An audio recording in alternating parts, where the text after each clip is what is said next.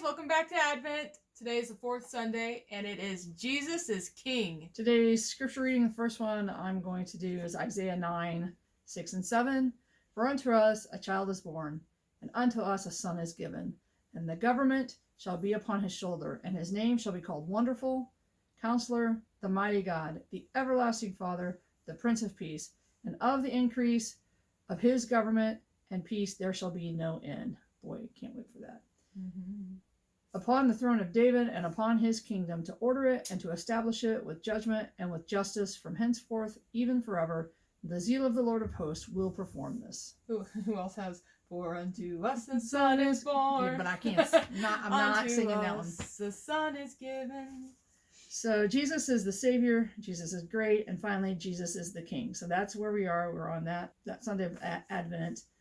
And so, Kelly, can you read the story where the angel's talking to Mary about what's... And the scripture is Luke 1, 32 through 33. And it says, He will be great, and he will be called the Son of the Most High. The Lord God will give him the throne of his father David, and he will reign over the house of Jacob forever. His kingdom will never end.